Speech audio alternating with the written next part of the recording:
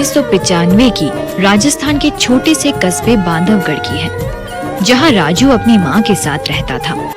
राजू पेशे से एक टूरिस्ट गाइड था। पास ही में जोधपुर शहर था, जहां वो गाइड का काम करता था।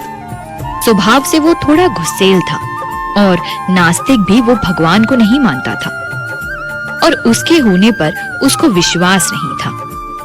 भगवान को ना मानने की एक वजह यह भी थी कि वो उसकी मां की नाजायज संतान था और हमेशा इस बात का दोषी वो भगवान को मानता था। उसने अपनी मां से बहुत बार ये जानने की कोशिश की कि उसके पिता कौन है, पर हर बार मां कोई ना कोई बहाना बनाकर बात टाल देती थी। राजू बहुत छोटी उम्र में ही अपने घर की जिम्मेदारियां संभाल रहा था।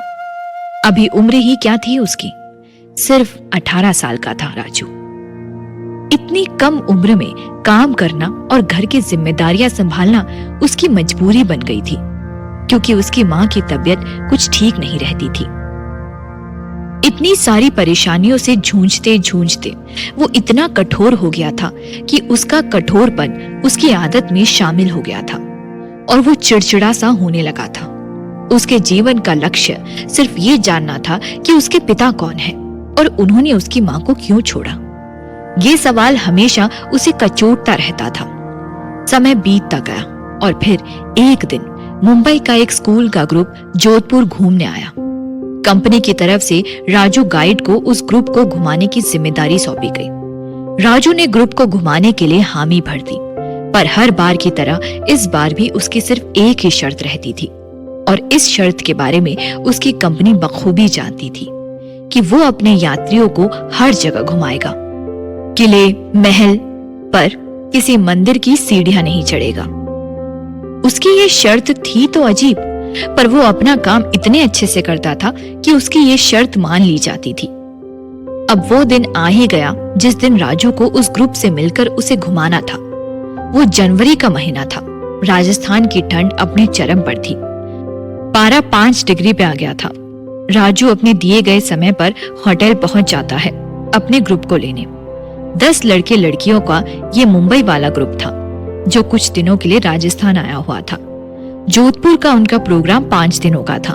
धीरे धीरे स्कूल टीचर्स और उनके स्टूडेंट्स आने शुरू हुए। सब इकट्ठा करके ले जाना था राजू को। धीरे धीरे सब आ गए और चलने को तैयार हो गए। इतने में उस ग्रुप में से किसी ने बोला, अब अरे रुको रुको, रानी नहीं आई अभी। अगर उसे छोड़कर गए तो सारा जोधपुर सिर पर उठा लेगी। आखिर वो स्कूल के ट्रस्टी की लड़की है।